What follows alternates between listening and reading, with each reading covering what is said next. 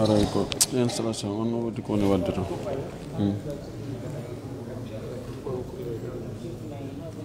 Aray sotayde mom.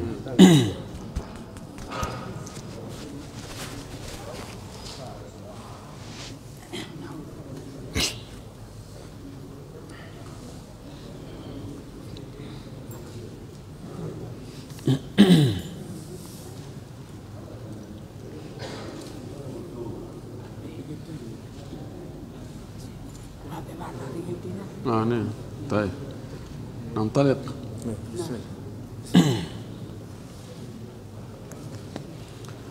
أعوذ بالله من الشيطان الرجيم. بسم الله الرحمن الرحيم. حميم والكتاب المبين إنا أنزلناه في ليلة مباركة إنا كنا منذرين فيها يفرق كل أمر حكيم أمرا من عندنا إنا كنا مرسلين رحمة من ربك إنه هو السميع العليم رب السماوات والأرض وما بينهما إن كنتم موقنين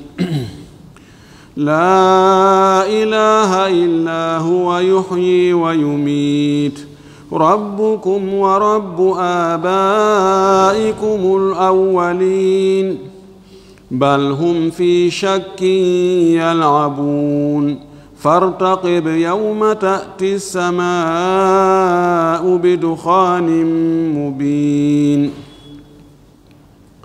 يغشى الناس هذا عذاب أليم ربنا اكشف عنا العذاب إنا مؤمنون أنى لهم الذكرى وقد جاءهم رسول مبين ثم تولوا عنه وقالوا معلم مجنون إنا كاشف العذاب قليلا إنكم عائدون يوم نبطش البطشة الكبرى إنا منتقمون اللهم لا علم لنا إلا ما علمتنا إنك أنت العليم الحكيم اللهم علمنا ما ينفعنا وانفعنا بما علمتنا وزدنا علما اللهم اجعل القرآن العظيم ربيع قلوبنا ونور صدورنا وذهاب همومنا وغمومنا وجلاء أحزاننا اللهم اجعله قائدا لنا وسائقا إلى رضوانك وإلى جنات النعيم اللهم ارزقنا تلاوته آناء الليل وأطراف النهار على الوجه الذي يرضيك عنا اللهم اجعلنا ممن يقرأ القرآن فيرقى ولا تجعلنا ممن يقرأه فيشقى اللهم علمنا منه ما جهلنا وذكرنا منه ما نسينا اللهم اجعلنا من أهل القرآن الذين هم أهلك وخاصتك يا أرحم الراحمين ويا أكرم الأكرمين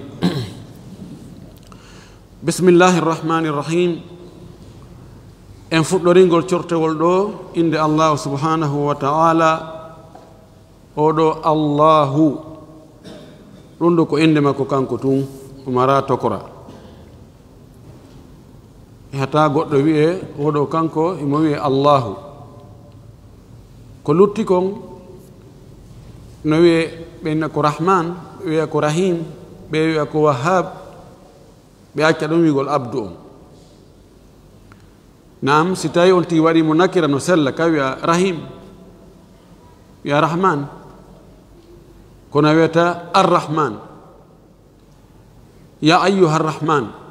ya ayyuha arrahim sellata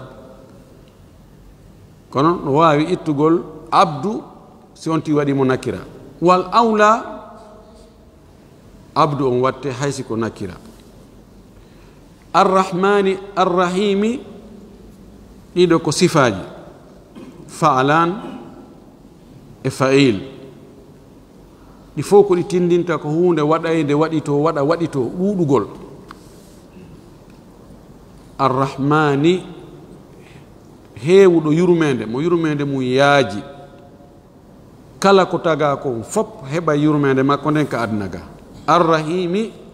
mo yurmede mum hertori wonande jaɓuɓe ɗofti gomɗini golli ko moƴƴi ɓen pat lahara wiide ɗum ɗo no fillita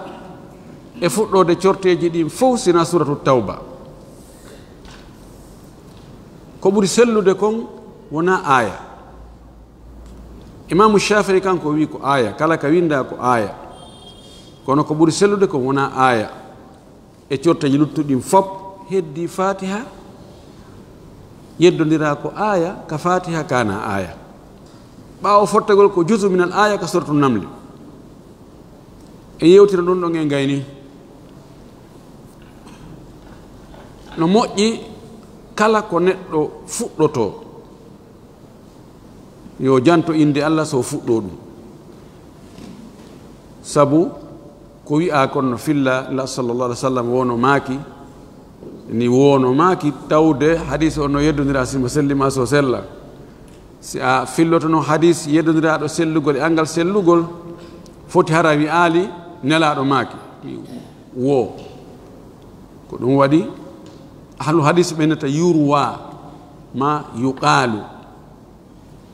wo nelaɗo no maaki kullu amrin dhi balin lam yubda bi dhikrillahi aw bi bismillahi fa huwa abtar bi majmu'i turuqihi yartafi ila darajati lhusni kala ko neɗɗo fuɗɗoto yo wi bismillahi yon noon ngol cortewol ɗo ɓay en fuɗɗotolngol woni ngol Allah nino surtout zuhruf en gayningol ñande hiɗen fuɗɗade ngol ɗo cortewol en fuɗɗoringol ɗo e inde Allah en barkinori jantagol inde makko nden e ɗi sifaji makko ɗo yo Allah o faamin en ko en faama kon e maggol o arsika en wawugol janngol ngol no haniri noon e gomɗingol ko woni nder to kon e huutorgol hamim ɗeɗo karfeje ɗiɗi taƴaɗe min huruful muqatta'a allati fi fawatihi as-suwar aw fi fawatihi ba'di suwar ko ɓuri sellude kon e ko wowla kon wonde no wirɗen noon e corteji feƴƴuɗi ɗin ɗum ɗo ko Allah tun andi ko firi hamim ko abrésaɗo hay enen gasi a taƴi a abérisi a waɗi abrésation si wona fayde a yeeti yimɓe ɓen no ara nokko tawa anda few ONM OMS si a andano ɗum ko organisation mondial de la santé no gasa ronka ande OMS ko no woni ɗum ɗo kadi idan ɗeɗo karfeje no wawi hara ko goɗɗum abrésa ɗoyta wo adda karfeje go goɗɗe go acca no wawi hara ko ɗeɗo tun wonno toon kono ko honɗum ɗum ɗo firi ko ɓuri sellude kon ko Allah subhanahu wa ta'ala kanko tun andi tawi no wawi sayaqulu gailum rubbama joni si tawi ko Allah tun andi ko ɗum firi ko non o addani en ɗum en anda ko ɗum firi jabawol ngol alquran fihi muhkamat wa fihi mutashabihat wa kullu min indi rabbina المطلوب في القرآن إذا كان محكما التلاوة بلفظه والعمل بحكمه وإذا كان متشابها فالمطلوب منا نحن متعبدون بتلاوة لفظه ومتعبدون أن نؤمن به بأنه من عند ربنا ونكل المعنى إلى بارئنا alquran no woodi ko tawata no ñeña no anda ñaawore muɗum no heddi no woodi no faamo no woodi goɗɗum ton koko nandi wela faamude ma enen en faamata ko tawata no faamo kon hiɗen yamira piiji ɗiɗi janngugol konngol ngol karfeeje ɗen e gollitirgol maana o firo ngo si tawi naa ko waawato faamaade ma hay sino waawa faamaade kono ɗum ɗon montaama ɓay no woodi goɗɗum ngoo ñaawornde montanooma kono konngol ngol no lutti hono ɗaɓɓiraɗen ɗon ko yen gomɗin wonde ɗum kaka Allah iwri ko yen janngu konngol ngol heɓe mbaraji janngugol karfeeje ɗen ko lutti ko wiyen ɗum ko Allah anndi sabu sawi ɗo ha mim nafoore ko ɗum addana ɗo ko si a janngi ɗum ɗo a laɓɓini a heɓa e baraji noogay sabu kan sallah sallam maaki iqra'u kitaba allahi fa inna man qara'a harfan min kitabillahi falahu bihi hasana aw falahu hasanatun wal hasanatu bi ashri amthaliha la aqul alif lam mim harf lakin alif harf wa lam harf wa mim harf idan no jogi nafoore ɓay sa a janngi karfeeje ɗen hiɗa mari baraji hay si a annda ko firi ɗuman no woodi buy wonɓe janngude alqur'ana ɓe annda ko firi fes kono heɓe jogii baraji wiyetake ɓay on annda ko firi taw janngu alqur'ana ka idan ko Allah gooto anndi ko muuyi e ɗeɗo karfeeje ɗiɗi abajadaje ɗo wal kitabil mubini mi wondiri deftere nden ɓanginde nden ɗo no wi'a ko wondore mi wondiri wawul qasam mi wondiri deftere ɓanginde nden ɗum ko nde alqur'anare alkitab min kataba yaktubu kitaban wa huwa aljam'u waddammu wattalif ko mooɓidirgol ko hawtutugol ko rendingol ko bakkidirgol deftere nden kono ɗo ko anda alif e laam on ɗo holli ko alqur'ana on al alif wal lam lil ahdi de wiyande sifa almubini ko nde ɓanginde nde deftere nde ɓangina hono nde ɓanginta nde ɓangina ñaawoje ɗen nde andina en ɗum ɗo no harmi ɗum no dagi nde ɓanginana en piiji ɗi wannoɗi hari en alaali ka aduna ɗo ko feƴƴino hakkunde annabi Musa e Harun annabi Musa e Haruna kañum e Firaun ko wanno ɓaawo ɗum hari en annda nde ɓangina ɗum nde ɓanginana en kadi ko arata yeeso ko hewtaali taw nde ɓanginana en fii gurdam men ɗan tigi ko harmi e ko dagi ko haani e ko haana oɗo waaw min hurufil qasam alba wal waw wal lam sawi wallahi muqsamu bihi ko watte ɗum jar wiyata wallahu wiyata wallahi si tawi wawan ko faandeɗama ko wondugol qasam mi wondiri nde deftere ɓanginde innano menen anzalnahu min cippininde oɗo hu ko yiltiti ko e deftere nden min cippininde fi laylatin e nder jemma mubarakatin barkinaɗo ko wiyete barki kon ɗum no woodi no wawi hara ko fayda ko hunde yiyatako chey manawi kono ko hunde woodunde jemma waɗaɗo barki ɓe wi ko fiyo ɗum o jemma o sifana wonde ko o barkinɗo ko waɗi ko ɗuuɗi e ko waɗa barki kon ko nden ñande Allah hoddirta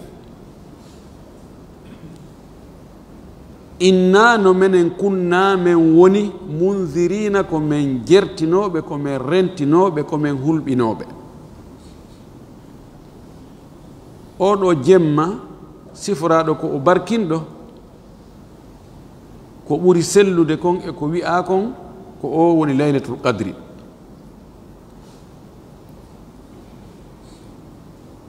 wonde ko laylatul qadri woni oɗo jemma barkinaɗo mo alqur'ana o cippina e muɗum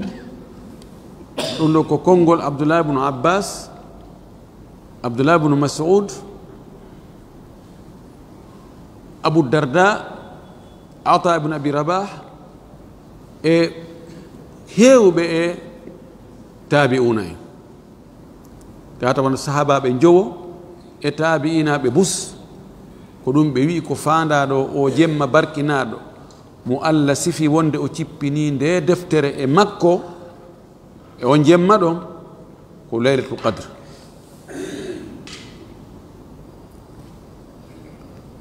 laylatul qadri no ɓatti wonde ijma hakkude julɓe ɓen wonde ko e nder suumaye jemma on woni.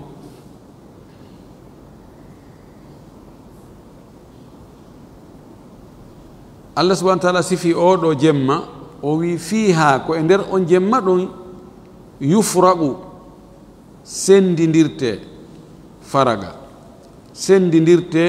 kullu amrin kala fiyake hakimin ñeñaɗo. hakim koko waɗa ka hani wadde ɗon e fewdo ka hani wadde ɗon eno hani waɗirde noon. nama fulano hakim ko ñeeñuɗo mana ko waɗo piiji ɗin kadi hani wadde ɗon. faraga taɓa jangirama yufarriqu bilbina'i lilma'lumi fa'ilun ko Allah subhanahu wa ta'ala ay fiha yufarriqu Allahu kulla amrin ɗon haray kulla on ko wonata ko maf'ulun bihi wona e fatha kulla amrin hakimi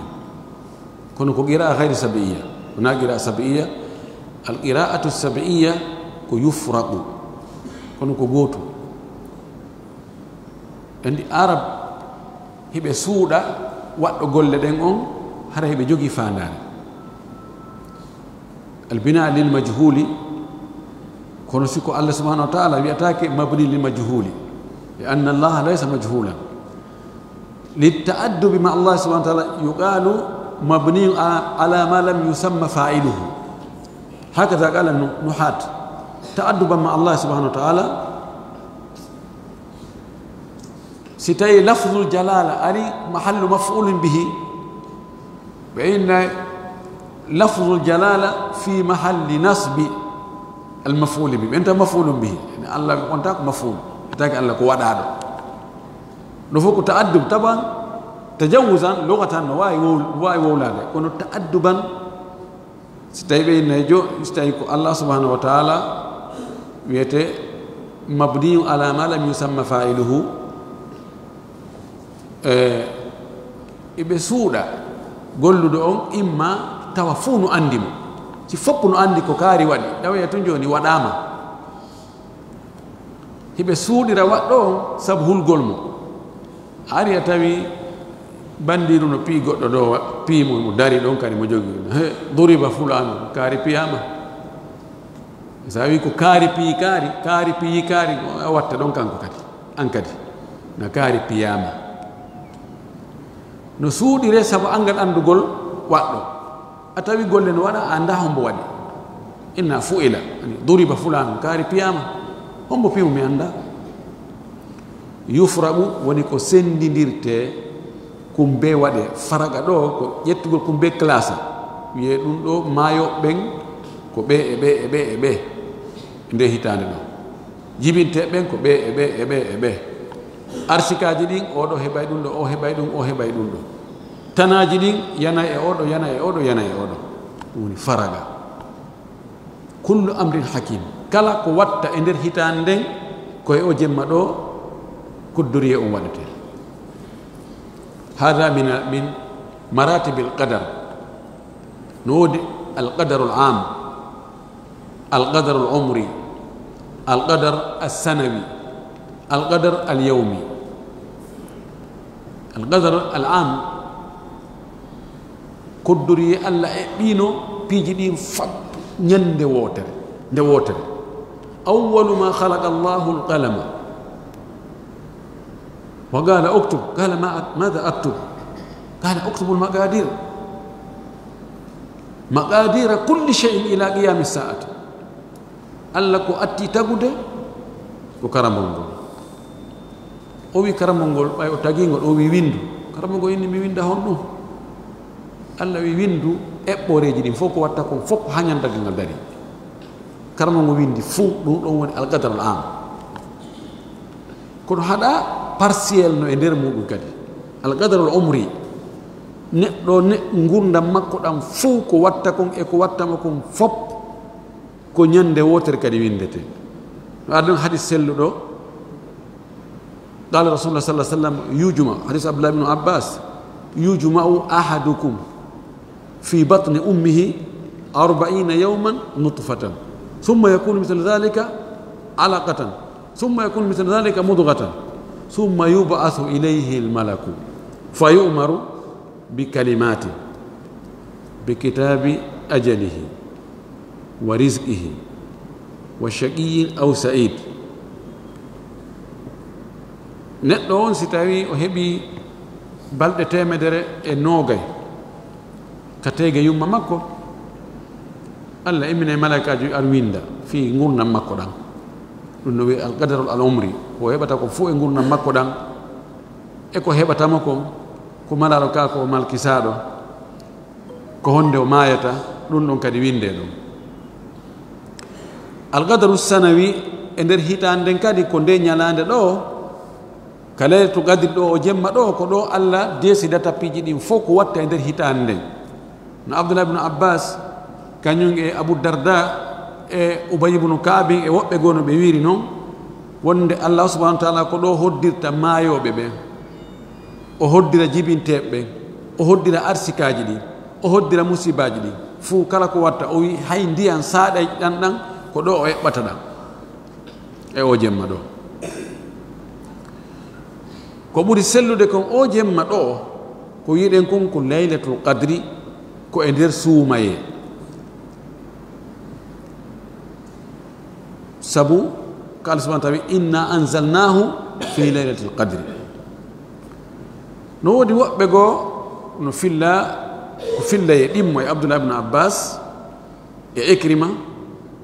e Al-Hasan Hasan Basri tawa ɓeɗo heɓe inni oɗo jemma wiyaɗo ɗo ko jemma 15 sabodu suumaye yawm 15 min Sha'ban, ko on jemma ɗon woni jemma koddoriye hiɓe innamo laylatul bara'a, laylatul taqdir. kono al-imam Abu Bakr ibn al-Arabi ka ahkam al-Qur'an mo addi konguɗi yedduɗi ɗum ɗon few o wi ɗum ɗo wawata gasude, mo addi daliji muɗum. ko ɓuri sellude kon ko wiɗen kon o laylatul qadri ɗo ɗum o jemma ɗo ko jemma laylatul qadri on, wona jemma 15 sabbordu suumaye. tabande gandi piiji boyi no woodi ko wowla e on jemma 15 sabbordu suumaye. e yimɓe suufiyankoɓe e yimɓe bid'aji no mawni jemma o moƴƴi ko jemma wurnteteɗo, jogii ko ɓe juulata, ɗo jogii piiji ko ɓe watta e toragol e torareji e ko watta wona noon, ko mahagol e hadisaji ɗi sella, hadisaji ɗi sella. bil munasaba no ari kadi e fiingol cortewol ɗo tigi hadisaji ɗi sella jantoɗen ɗi fiita goɗɗo yoyiɗi e deftere goo tawa ɗi ñaawaka o ƴetta ɗum o gollitira. ari hadith wo nelaɗo no maaki man qara'a surata dukhan fi laylati ljum'ati bata maghfuran lahu, mo jangingol cortewol ɗo jemma no weetude juma o walay tawa ko yaafaɗo bakkatuji makko ɗin fof. hadis on no ka sonno Tirmidhi, imamu Tirmidhi o wi oɗo hadis min andamo o ardanali men sinango yeeso ɗo, o inni wa fi Hajjaj ibn Arta wa huwa yad'uf. hadis on ko daif, Cheikh Albani no lo'inimo, yani ulama hadis no lo'inimo. hadis goɗɗo goo wi woni la sallallahu alaihi wasallam no maaki man qara'a surata ad-dukhan fi laylatin, o wiya laylatul jum'a fi laylatin istaghfara lahu 70,000 malaka. womo jangi ngol cortewol ɗo jemma ɗon wiyaali jemma juma, jemma o jemma wo malaikaɓe guluji capanɗe jeɗɗo toronta mo Allah yo Allah yaafumo on hadis o na sellu ko waɗi hadis on ko alhasan an abi hurayra alhasan albasri lam yalga aba hurayra hada wa sahih fiyo andu ta on tigi yi'oy ɗum ɗin hadisaji ɗum naɗi selluɗi e noneji boyi ko no waɗirede dewe tawa ko hadisaji mooɓaɗi waɗa e defte ɓayno woodi woɓɓe goo ko hottabu leyl ko teniroɓe jemma kala ko ɓe hendi yorgal keccal ɓe mooɓa e tun ɓe adda woɓɓe na faale tun jiiɓutugol lasli nun law ko ya soggu sanade o sa soggi sanade on ha hadis on hattoy haccitande ma ala wonɓe nder ton ɓe no hiɓe nunɗima ɓe nunɗa ɓay tun a addi sanade on gasi aroɓe o si on tigi jangi to hadasana fulan fulan ka hewtoy kaari oɗo ko kaarijo hadis on sella kono nandi ɓen andano sifa men aray so ɓe anduno ɓe ñawayno hadisaji ɓe ananduma ɓe anda taban woɓɓe ko waɗiri kañum ko fii sembingol bide aji muɗum ma sembingol alhaaliji muɗum wala kullin ko selli kon o jemma ɗo ko jemma laylatul qadri ko ɗo ko watta kon e nder hitande nden fof haawa e on ɗon jemma e hitande arore nden ko ɗon Allah hoddirta koddoriyeji ɗi Allah subhanahu wa ta'ala wi amran min indina ka nahwu fi on woni amran taban ko on ɗo woni riwaya qira'a sab'iyya on no ari amrun min indina siko ɗon haray e huwa amrun min indina ɗon haray ko khabar limutali mahdufin ɗon ala ishkal ɗo ko ka amran min indina ko fi honɗum woni amran woɓɓe wi ko amarna amran tagdirati no ɗuuɗi hakkude kuufina e basrina e ala natde on détail ɗon ɓay wona naha wonde e janngude ko yamirore immorde ame ɗi koddoriyeji ɗo yo ɗum ɗo waɗu ɗum ɗo waɗay fewndo ɗo ɗum ɗo waɗay fewndo ɗum ɗo ɗum ɗo ɗum ɗo ɗum ɗo ɗum fof hoddire e on jemma ɗon Allah subhanahu wa ta'ala wi ɗum ɗo ko yamirore immorde ame mene taban o wi ɗo min cippininde e on jemma ɗon alqur'ana on ko e o jemma gooto o cippi o iwi ka lawhil mahfuz ka unité central o ari ka baytul izzati ka asama adna asama dowjo ɗo fuu nde egga to nde waɗa nasх nde copiya ton nde adda nde wallinaɗa summa nazala ba'da dhalika nujuman munajjaman ala hasabi alhawadith walhaja ɓorde noon iwgol nde ka asama dow ɗo ara e nelaɗo sallallah sallam nde ardi gokkum fodde haaju on e nder duuɓi no gaye tati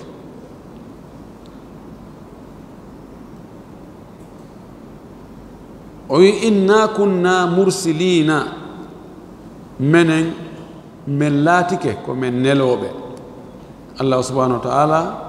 ko noon o sifori o nelay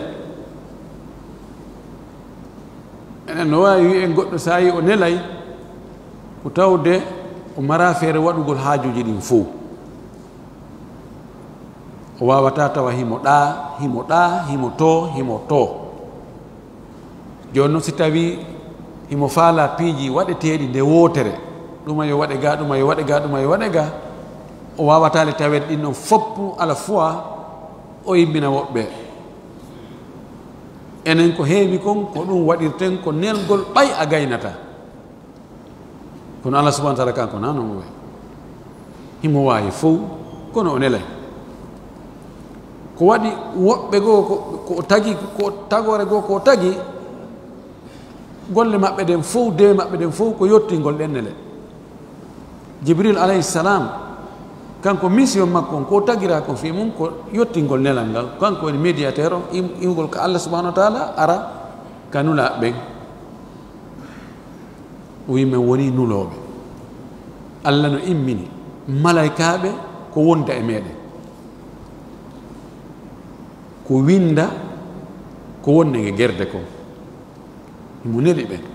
ɓen ko missionnaire ɓe aray asalsamaki yiyata aqabuna fikum malaikatum billeyli o malaikatum binnahar no lontodira e moɗon malaikaɓe jemma e malaikaɓe ñalorma malaikaɓe ayniroɓe on jemma e malaikaɓe ayniroɓe ñalorma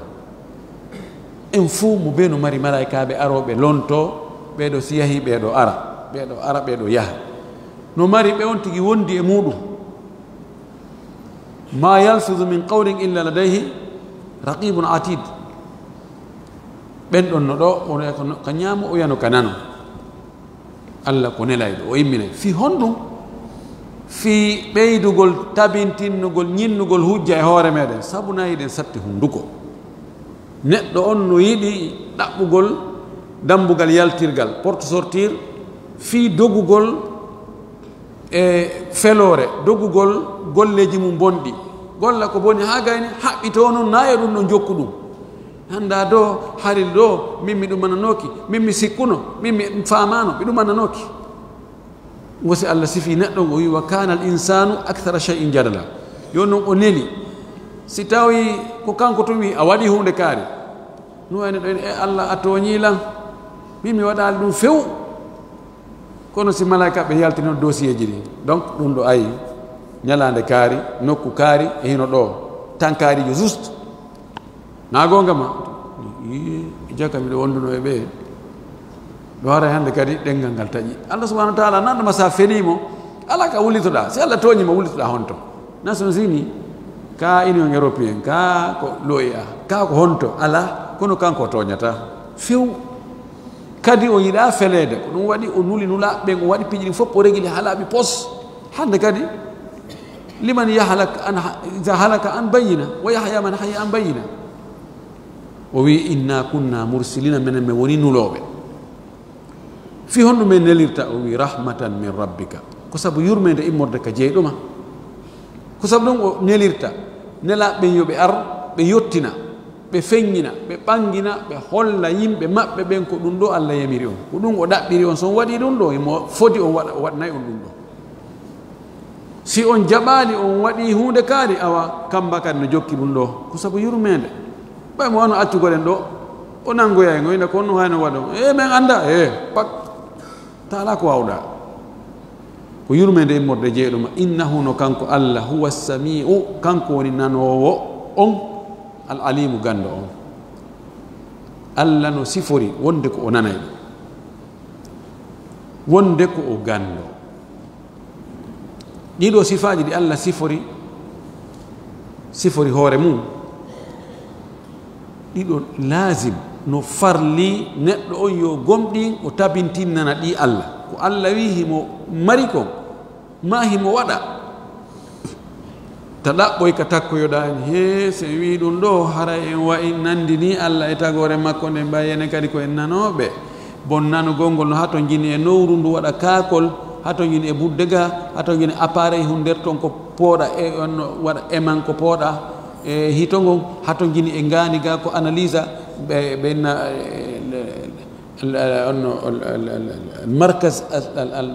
markas dimaghi waɗo tahlil ɗum jiɗi donc ɗum ɗo haray in wayni allah wa neɗɗo ɗum noon awa ɗum ɗo na fi nanɗe nde na ɗum ɗon pottine ko ɗum annufatu wol mu awwila ko ɗo ɓe heeɓi probléme o ɓe imagine ɓe nandini ha ɓe gayni ɓe inni noon a pottine ɓawa on gayni nandinde joni noon ɓe heeɓi ande joni ɓe inne kamɓe sa wi allah no mari jungo enen hiɗe mari juuɗe haray a nandini joni kala ka wi'a toon allah no mari jungo woni ka ayiji alqur'ana woni ka makuji nelaɗo wi en yen firin ɗum jungo ngon ɗum harana kono jungo wiyen ko doole fi ta'wil ɓe heɓoy noon muradu joni allah wi huwa al alim ko gando en wiya kadi ceerno kadi hada alim ma alim koko gando ka huwa al hayyu ko wurɗo enen ka nahnu ahya ko en wurɓe joni ko honno ɗo kadi na en tabitinan allah emo wuuri wiyata Allah no wuuri inno ɗo ko sifatul maani ɗiɗo joni min lawasimi ɗum ɗo e ɗum ɗo ɓe addi ɗum falsafa wi juutugi ɓe indi ɗum ɗo Allah gurdam makko ɗan ko hertiɗan ko sifa gurdam makko ɗan kanko tun ala ka ɗan fuɗɗi ala ka ɗan hatti enen gurdam men ɗan ko feere koko nandi e meɗen no waɗi ka fuɗɗi no waɗi ka hattata kono gandal makko ngal kanko Allah ko huɓutugal ngal ala keerol enen gandal men ngal ko happanangal ko bir ɗum ɗo annduɗa ɗum ɗo anda ya akhi jazakumullah khairan hadha alladhi qultum nahnu naqulu bihi fi baqiyati sifat ko wiɗon ɗo ko menen kadi ko ɗum tigi tigi tigi men jogii e ko lutti kon kadi mais inna Allah no mari junngo ɗe mari juuɗe kono gomakko ngon e gomen ngo na gotum Allah himo nana hiɗen nana kono no nanita no na gotum Allah no yiya hiɗe yiya no yireten noon e no yirta noon na gotum lanni laysa kamithlihi shay'un wa huwa samiul basir la hala lanni idan Allah ko o nanowo pelletti ko o gando kadi ko o yi'owo kadi nanowo ko alda e noppi yi'owo ko alda e gito ka honno toɓɓe tawhidi ɗen tawhidul ashaira wallahu almustaan rabbi samawati wal ardi wa ma baynahuma jeyɗo asama'uji ɗin e leyɗele ɗen e ko woni hakkude majji taban oɗo o qira asabaiya rabbi samawati alal badal ka rahmatan min rabbika oɗo rabbi samawati badalul kulli min al kulli no wodi qira goɗɗo go qira sabaiya rabbu samawati wal ardi wa ma baynahuma ɗon wona e ma wi'en ko oɗo rabbu on ɗo ko o khabar li mubtada e mahdufin huwa rabbu samawati wal ardi ɗiɗi ɗo hiɗi selli ko tagdir on serti Allah subhanahu wa ta'ala o sifi ɗo ɓay o sifike ko o nanowo ko o gando o sifi kadi tagugol ngol e jeygol ngol e moƴƴingol ngol e ne'ugol ngol e dankagol ngol o wi rabbi samawati jeyɗo asama'uji ɗin wal ardi e leyɗele ɗen wama baynahuma e koni hakkude mum ɗon kadi no woodi ko woni hakkude ɗon henno noon no hakkude ɗon duure ɗe no hakkude ɗon hino koode hino majarrat in kuntum mu'minina si tawi on woni ko yiyananaɓe kan woɓɓe wi ɗo ko yewtere wonde hakkude nela sallah sallama e kuffar makka ɓe wondunoɓe andi cortaji cippiɗi makka ɗin ko heewi kon ko ɗi watta tarkise mum ko ɗi ñoƴƴata kon e muɗum ko fi tabintinnugol gotanka ko Allah ɗuuɗaali argol makka fi dewe juulugol horugol hajjugol ittugol zakka ɗin noon fof fare ko madina cippi makka ko kambaji fi lette e hollugol ko Allah tagi sa landi keɓe ko hommo tagi ɓeyne ko ɗum ɗon fayda pour no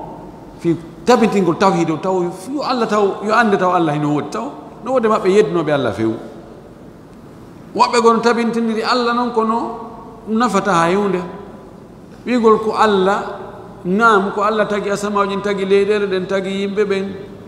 tagi nangue lewru kono na kanko wona e rewede andi ɗon ko qadiya muhimma jiddan ko hani waɗede tarkise mum ko ɗum waɗi kala noddowo yo ñoƴƴir taw fi yo yimɓe yo wotin ɗin Allah waɗa Allah gooto ko ɗum ɓaylar immini Mu'adh yo yahu Yaman وليكن أول ما تدعوهم إليه أو أول على حسب الإعراب وليكن أول ما تدعو إليه أن يوحدوا الله رواية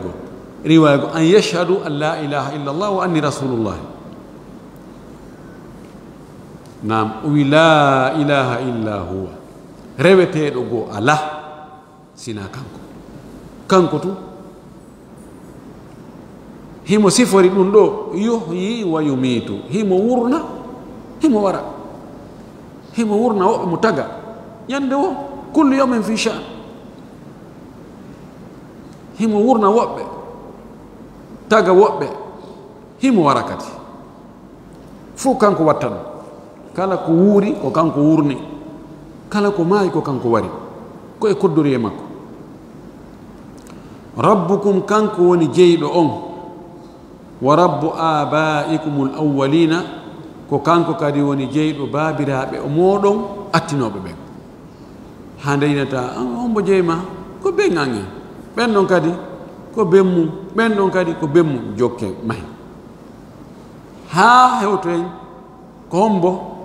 on ɗon kadi on ko adama woni ben makko tawi adama hombo woni bemmum en qatat salsul yehi ha ɗum dartika tawi joni be iɗen adama noon ko hombo moƴƴini mo hombo tagi mo allah idan ko kanko woni wurnowo kanko woni warowo kanko jeeyi en kanko jeeyi baabiraɓe meɗen attinoɓe lawɓe ɓen e ganimɓe ɓen fuu bal accu hum ɓeeɗo ɗum ko ɓe heferɓe fi shakki hiɓe e nder sikkitare yal abuna ɓe fija ɓe fijira belndi hiɓe sikkiti tawsi hara ko allah woni reweteɗo ɗo sikkitagol ngol ɓurɓe ɗuɗe ɓe ɓe sikkitaki si allah no woodi kono ka okka la ilaha illa huwa ɗo ko ɗo probléme on woni wonde ko kanko rabbu samawati wal ardi ɗum ɓe nelaɗo nelano e mum ɓen heferɓe ɓen ɓurɓe ɗuɗde ɓen hiɓe jaɓuno ɗum fes alquran no yeeti en sa landike ɓe ko hombo tagi samawji neli ɓe nayi ko allah kono o tawhidul rububiya on tun kanko tun o watta goɗɗo juuɗo si tawi wattake e makko ɗon tawhidul uluhiya taban kala jaɓuɗo tawhidul uluhiya hara rububiya on kan naatino nder ton bitadammun wal iqtidar si a rewi allah tun qirri ko qirri on ɗon no naati ɗon ya qirriti wonde ko allah jeeyi ko allah tagi ko allah woodini kono qirragol tun ko allah tagi ko allah woodini kono are waalimo ara ɗum noon tun gaynata ma a rewidimo e goɗɗum ngoo hara fa himmar sali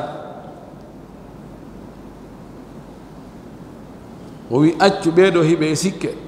ɓe sikkiti yal abuna hiɓe fija ɓe jokki sama kala fartagib habbo ay intadir raqib ko habbotoɗo sakkotoɗo habbo yawma tati samau bi dukhanin mubin ñande asama on ardoyi e curki ɓanguki ma asama on ari asama on arata asama on no woodi kono si ayi asama on goɗɗum ari e makko ayi hande asama on ko ni way hande asama on wawa so tawi o ar se no wawno no hankinano ngo wayi hande wayi was tawi asama on ar hande harnano arino no hanki kono asama on kan noon andi kono ɓay no yahude joni si a ƴawi e oto si saldu no arde to a wiye e saldu no arde wona kay ɗon e arde ko an woni arde mayru ka e awa ƴuwe saldu no ara no ƴuwe hiɗen yahude e saldu ayay duniya feƴƴa kadi yaandu ɓaawa ga sikka ko kayru woni yaade kono ko an woni yaade jan ko ɗon asama on noon wayi ɓay hiyen arde hande weeta janngo weeta no wawi ni hiɗen yahude o wi ñande asama habbo yo muhammad ɓeeɗo wonɓe ma yeddude fijira ɗum ɗo habbo ñande asama on ardoy e curki feeñuki yahcha nnasa ki curki ɗo ki sudda yimɓe ɓen siki suddi yimɓe ɓen inne ɗum ɗo hada adabun alimum ɗo ko lette muusuɗe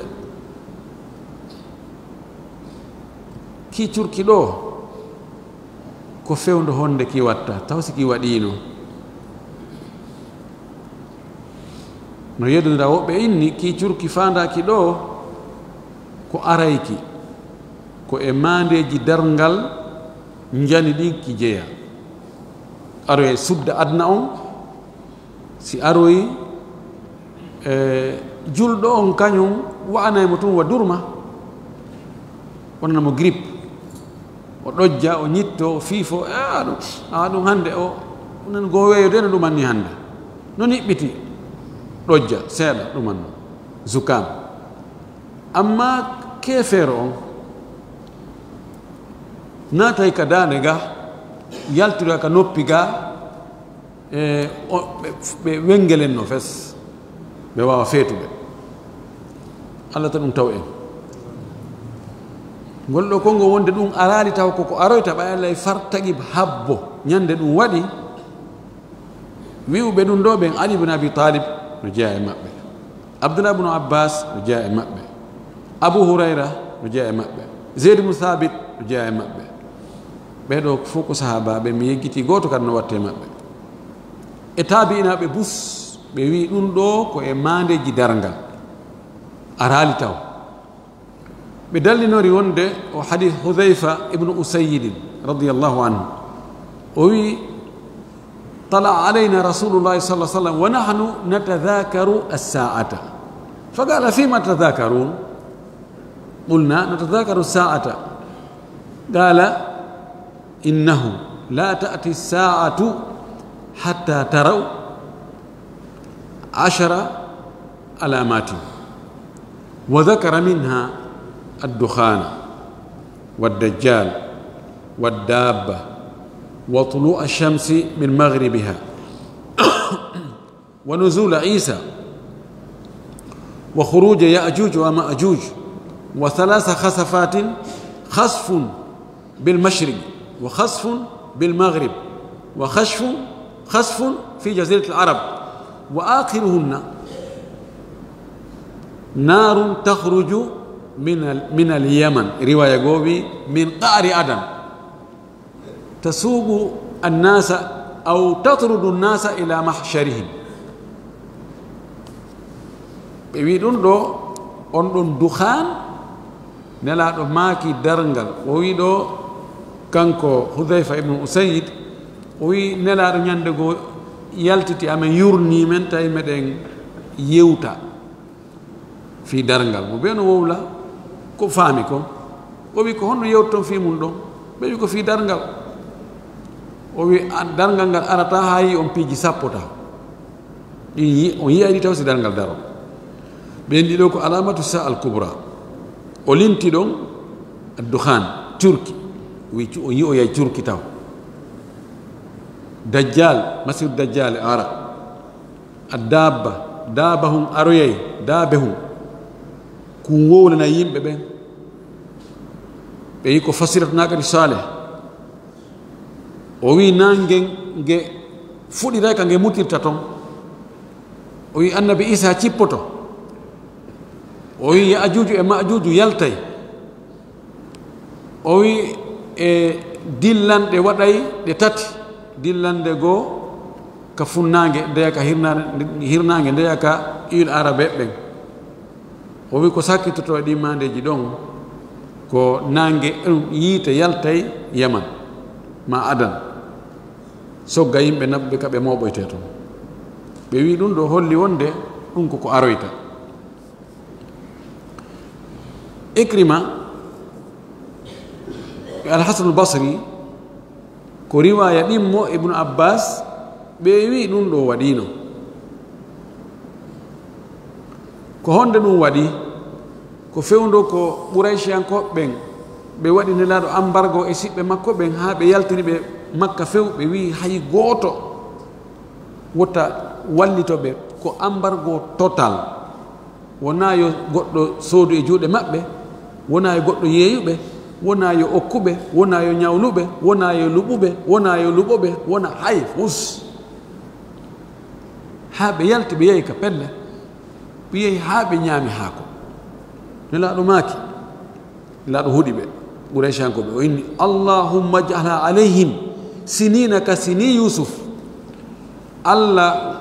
ɗi ñalormaji arayɗi ɗo ɓe ɓuraysiyankoɓe yalti men raɗi men ka amen men ari men yehi ha men ñaami haako Allah waɗan ɓe kamɓe kadi kokke jogitoɗa ndiyan ɗan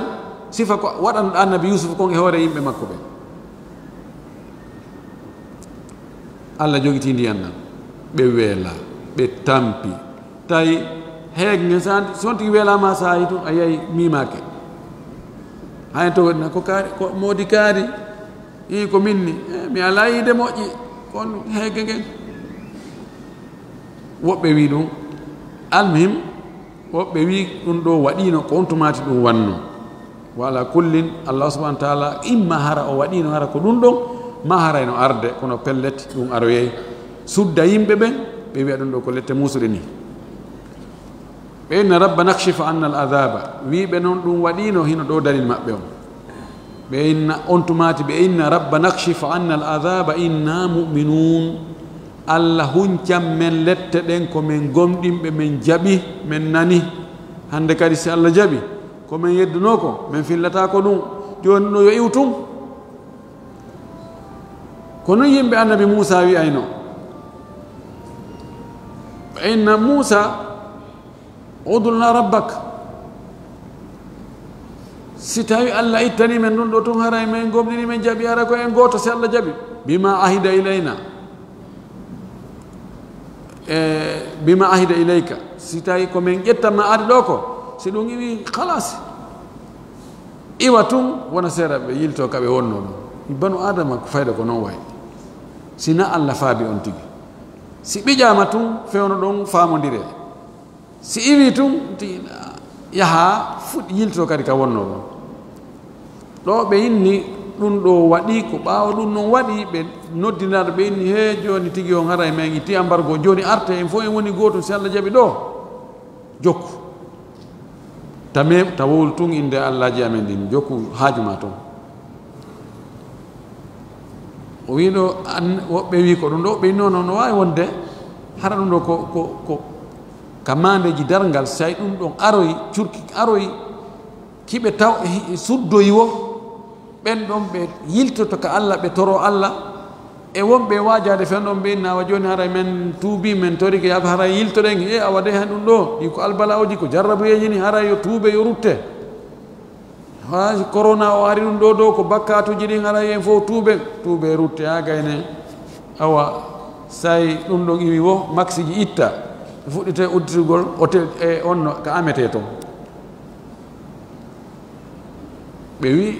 ɗum ɗo tindina wonde feƴƴino wawde hara koko arata ko heewi kon tuma neɗɗo ɓiƴa o fewno ngo famodirte si iwi kadi sina Allah faabimo yilto e ko wonno ko anna lahumu dhicra ko honno wodiranta ɓe waaju dhicra wa dhicre ko ɗi mana goto kono Ibn Abbas wi safara ina dhicra safara ina adhicre anna lahumu dhicru ma anna lahumu dhicra ko honno ɓe heɓirta waaju honno ɓe waajitorta wagadi jaahum gonɗi arino e maɓɓe rasulun nelaɗo mubinum ɓanguɗo ɓanginayɗo kadi mubin ma abana yubinu mubin laɓɓinayɗo feŋŋinayɗo hollayɗo tawhid holla ko dagi holla kadi ko harmi kon rentina oɗo ari o waajike ɓe o ɓangini o wowli foppo o fese fesennike summa tawalla o anhu refti ɓe huccite makko ɓe ni he minen mi jaɓanama ɗum wagalu ɓe wi wurin muallamu ko jannginaɗo ko andinaɗo majnun wurin ko feetuɗo wonɓe innama yuallimuhu lbachar innama yuallimuhu bachar ɓe wi wo ko woni mo jannginde ko goɗɗo woni mo jannginde ko paykunno ɗo andu kum fi tawrata e linjila ko kum nelaɗo wonde o yahayno jodda kum paykun o landomo toon piihoy ɓenno ko woni mo jannginde woni karama ko makko tawi joni noon kanko talibajo on o ɓuuri karamakojo on anda fayda e hunde alqur'ana addi cowalle ko wonno e tawrata e injila e piiji feƴƴunoɗi e piiji arayɗi wawa wonde mustahil ɓeyni ko wona ɗo jangguinede ɓat ɓeyno wuri majnun o ko feetuɗo wuri taw tewto taɓam tuma goɗɗo faala bonnugol inde ma wo so o bakkedirima e angal hakkil haray o wawima sabuna ko yimɓe jokki goɗɗo wo ɓe si innama ko feetuɗo jaka ko ɓe tewto ɗon andi anda o ko feetuɗo mi hari mi anda hande kadi on o wolantama goɗɗo jaɓa kawko en andi ɓe wi ko feetuɗo wattaneɗa ɓe wi ko feetuɗo ko ɗum no jeeya e wayne ko hurubu nafsiya hare wonki no jeeya e ɗin hareji wona piiro tun ƴettugol pinka piira tun woni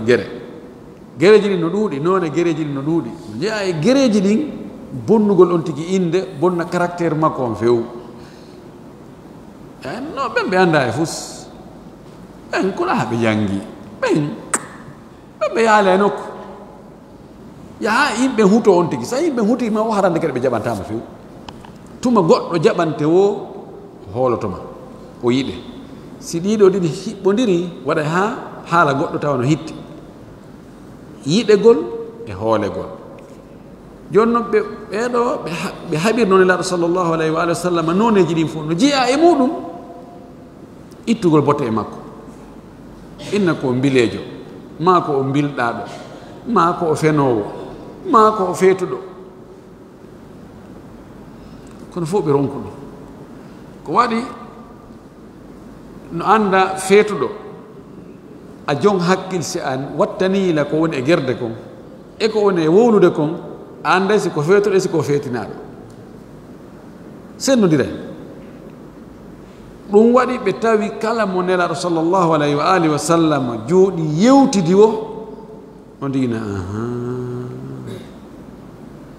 ko ɗum waɗi ɓe jooɗi ɓe haalde ɓenni awa ɗo kala arɗo ɗo yirde e mouhammad i sowdoɗe mo taw inne goɗɗo ɗo noon ko yaltuɗo ɗoftare ko saabi ko accituɗo diina mawɓe muɗum yaaɗo ko mo jokkuɗo kañum tun taƴiɗo bolonda ko taƴiɗo bolonda taw tewtomo tawi en adi en andi andi qissaji ɗi no juuti almin ɓe inni ɗo ko honno ɓeɗo waajitorta ɓaawo ɓe fenni e hoorele nulaaɗo ari haa e maɓɓe laɓɓinɗo kadi feññini haa addi dalilji wonde pellete oɗo ko kallanelimi ɓe hucci e makko ɓe sali fes ɓe ni he mene min hakkitaka e ɗum mene min hajaka goɗɗo wowlata mono faala yo janngo e honto de ma ashbaha al yawma bil bariha hanke hande no nandi ha wallahi wonna wonnoɓe on tumati ɓen woni fewdo ɗo ka ɓalli kono ideji ɗin ko gootum ideji ɗin ko gootum minen min hakkitaka goɗɗo wiyata ɗo men no janggi alqur'ana no janggi sunna yo ɗaɓɓu kaw nawra minen min sikkitaki komin woni kon sikkitaki ko noon sakkitoto ɓe inni o ko feetuɗo ko honno noon hannde kadi ɓe waagitorta nafa ala allah subahana taala wi innano minen kashiful adabi komin huncoɓe lette ɗen qalilan seeɗa min hunca e lette ɗen seeɗa min ittede seeɗa ɗo kadi fayin ko dalil winoɓe ɗum ɗo koko waɗi ka aduna ko wanno fewdo nelaɗo sallllahu alayhi wa alihi wa sallam kono innakum no onon aiduna ko on artaɓe kadi fayin ka lette ma ɗum innakum no onon aiduna ko on artayɓe e boneji ko wonno ɗon wadde kon min itta lette ɗen kono tububu wiyemo on nane ɓowo on yiltoto joni kadi fayin ko wonno ɗon kon wontoge ɗum fof no firire yawma nabtishu lbatshata alkubra ñande men jawli jawlande mawde nden batsh ko gollitirgol doole offensive muncugol yanugol e hunde fip bonna fimayre nde wotere batashahu batshan yani waqa alayhi bilquwa ñande men atakoye atakande mawde nden ñande men piyande mawde nden ñande men bombarde mawɗo on faamo innano minen muntaqimno komin lettoɓe goy komin yettotoɓe allah o muññi tun woɓɓe wi ɗum ɗo ko ñande badre allah kambani ɗo heferɓe ɓen ɓayɓe sabotini laaɗo ɓe inni ko goɗɗo woni mo jangguinde o alqur'ana na allah na ka allah iwri ɓe wi wurin ko feetuɗo ɓe wooli ɗum ha allah wi gasi allah ala lettere ɗo min ittede ɗo soñdia ko soñji ɗon ɗo kon ko kokke ɗen waɗi kon ko leydi ndi yoori kon sécheresse ɗuuɗi e mayri heege ɗuuɗi min ittay ɗum ɗo kono mbeɗen andi on arta kadi fayin e bone ko wonɗon kon sonjugol nelaɗo haɓugol mo lettugol jokkuɓe mo ɓen waɗugol barage obstacle ji hakkude makko e yimɓe ɓen on artoya e ɗum kadi fayin kono maintenant tappa e tappande muusu nde ñande men tappi tappande muusu nde on ande nde ñande sabuna komin yettotoɓe ɓe wi ɗo ɗum ɗo ko ñande badri tappande mawde capanɗe jeɗɗo e kummaluji maɓɓe dande mum taƴa capanɗe jeɗɗo nanga haɓɓa ha yori keŋ tawi ko wiyetenoɓe CNSNT awa ɓe maaki tawi ɓe heeƴi e kaɓɓol no wallahi Allah ko hakim e julɗo heɓugol doole no moƴƴi nden tapanɗe ko noon si ɓe feeti feŋ ɓe wi ɗum ɗo gas ɗum ɗo en yottoto ɓe en andi no Abou Jahal en ko on ɗum ko on no wiyete kamɓe hooreɓe kummaluji ɓen ko honɗum kayfa allabu ko on no ɓe mooɓidiro e noon jamaɓe arani nde sallah sallama yawma Uhud wi ñande yawma nabtishu lbatshata alkubra satarawn ñande men jawli jawlande mawde nde ɗum ande inna muntaqimun menen komin yottotoɓe intagama ko yottagol ko wattugol waɗɗo ɗum en tori Allah subhanahu wa taala Allah ta o yotto en taw o nangir en enen no wawɗen noon yo yurme en e yurmede makko nden kanko ko o yurmeteɗo ala ko wawi wono makko yen tori Allah subhanahu wa taala yo Allah faami en dina kam faamu selluɗo o arsi ken kadi gollitirgol ko faamuɗen kon o jaɓanen ko wonɗen e gollude kon fop wa akhiru da'wana alhamdulillahi rabbil alamin wa sallallahu wa sallam wa baraka ala nabiyyihi amin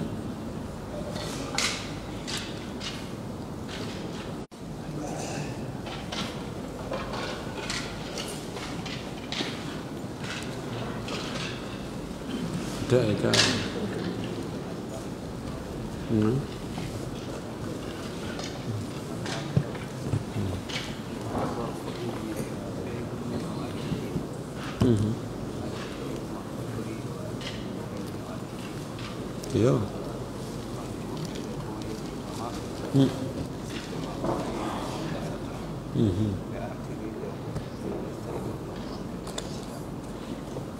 An debbo woni yo acciti mo wi o acciti ɗo landal waɗen ngal ɗo tun hande foto ɗen ko gorko e sonnajo muɗum poɗodiri seeɗa ndi sonnajo on ɗaɓɓiri gorko yo accitumo oyni o acciti o wi mi accitima joni noon musidal gorko on wi ɗum ɗo men wakkilaki min ƴettali awa ɓe ƴetto e debbo ɓe artiri tawi nandi yettetojo hari o nisiti kanko tigoy nandi o raɗitaki yarni haray ɗum ɗon kontete accitande ka ɓay bolonda on musidal makko ngal inni ɓe jaɓali ɓe artiri debbo joni haray ɗum ɗon kontaka kontete ila sallallahu alayhi wa sallam maki innama at-talaqu liman ya'khudhu bis-saqi aw at-talaqu liman ya'khudhu bis-saqi ko jogi accutugol ngol ko firto wudere nden on ko jon ko modibbo ko jon dewgal ngal dakumitoɗo debbo o wi o diriga pottiɗon ittirini wattitirini ko oɗo jogi cergal ngal wona mawɓe makko ɓen ɓay ko helli faaɗo wona bolonda makko wona israɓe makko wona kaari so onti hunduko makko kon ha ko ɓaroyke o inni o acciti ɓeygu makko hakkude maɓɓe kamɓe tun wi'ugol ɗon wonde